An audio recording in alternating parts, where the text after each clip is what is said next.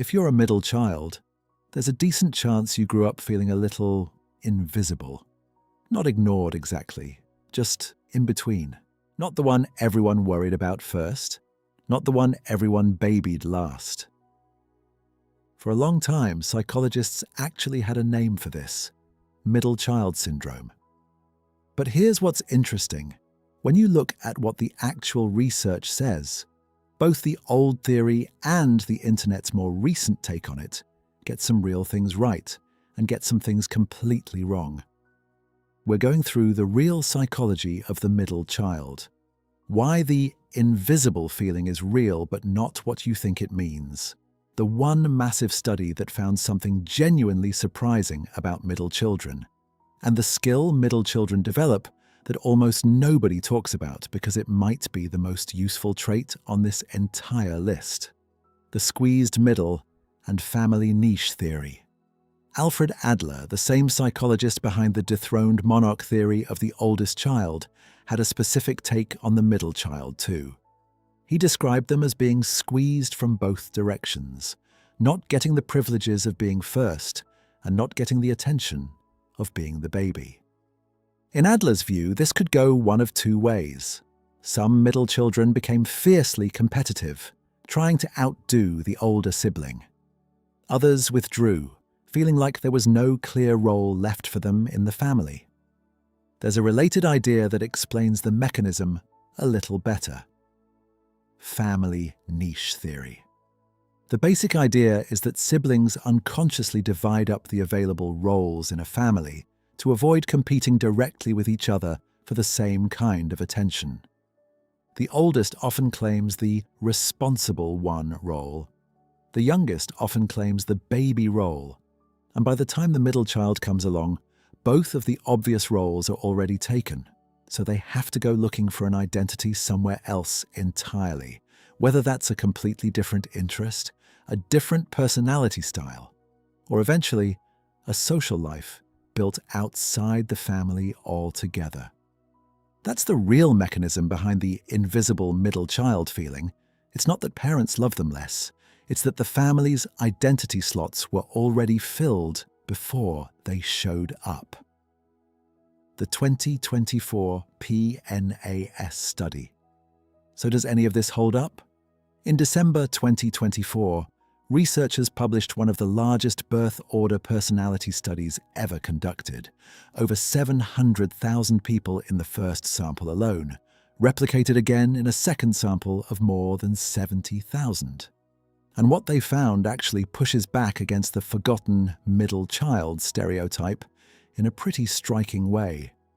Middle-born children scored the highest of any birth order group, higher than firstborns, higher than lastborns, and higher than only children, on two specific traits: honesty, humility, and agreeableness. In plain terms, middle children showed up as the most cooperative, the most modest, and the most fair-minded of the group. The researchers also found that this effect gets stronger the bigger the family is. Kids from larger families scored consistently higher on these same traits than kids from smaller families.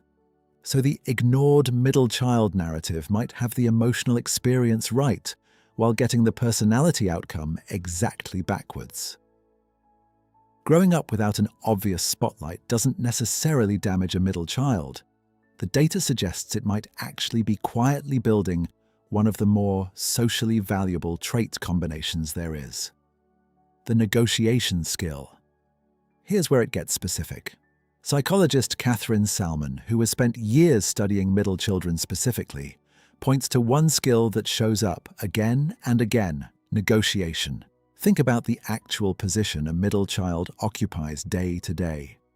To the older sibling, they're the little one. To the younger sibling, they're the big one. That means a middle child is simultaneously negotiating up, trying to get taken seriously by someone older and more established, and negotiating down, managing, mentoring, or competing with someone younger. Most people only ever practice one of those roles growing up. A middle child practices both, constantly, for years. And negotiation is a skill that gets built through repetition just like any other. Every small compromise over what to watch, whose turn it is, who gets blamed, is another rep. The research on middle children consistently shows up in exactly this area. Better at finding compromise, better at reading what different people in a room actually need, less likely to insist there's only one right answer. Not because middle children are naturally more agreeable people in some fixed sense, because they got more practice at the specific skill of finding workable middle ground before anyone else even started paying attention. Peer orientation. Because the obvious roles inside the family were already taken, middle children often end up building their sense of identity somewhere else, entirely, outside the house. Research on this consistently finds that middle children tend to develop wider friend networks and stronger peer relationships earlier than their siblings. This isn't a consolation prize. Looking for belonging outside the immediate family at an age when most kids are still almost entirely defined by their household builds a specific kind of social independence, the ability to read a new group, adapt to it, and find your place in it without relying on an assigned family role to do that work for you. It's the same skill from segment 3, just applied to strangers instead of siblings. Adult relationship patterns. Some of the most interesting findings about middle children show up specifically in adulthood. Researchers who study middle children point to survey data suggesting that middles report some of the highest relationship satisfaction of any birth order group, something researchers connect to that same lifelong habit of favoring compromise over conflict. There's also a curious pattern worth mentioning carefully. Some research has pointed to middle children being more likely than expected to end up in relationships with other middle children. Take that one with a grain of salt. It's a smaller, more specific finding than the large-scale personality data, but the proposed explanation is interesting either way. Two people who both instinctively prioritize compromise and fairness may simply build a calmer relationship together, almost by default. The Sulaway rebel myth. There's one more claim about middle children you'll hear a lot, especially online, that they're the family rebels, the ones most likely to question authority and go against the grain. This traces back to the same historian who made the firstborns resist change, laterborns embrace it argument we mentioned in the oldest child video. And just like that claim, it's a compelling historical pattern that hasn't held up cleanly under modern, large-scale testing. That doesn't mean there's nothing there. Middle children do tend to score slightly higher on openness to unconventional ideas in some studies. But by now, you know the pattern from this series. A real, replicated data point is not the same thing as a defining trait. The honest version is smaller and less dramatic than the internet version, but it's also the version that's actually true. So here's the real picture. Once you set the stereotype aside, middle child syndrome isn't a real diagnosis, and the forgotten child framing gets the emotional experience half right, while getting the personality outcome backwards. What actually seems to happen is this. With the obvious family roles already claimed, middle children build their identity through negotiation, compromise, and relationships outside the home.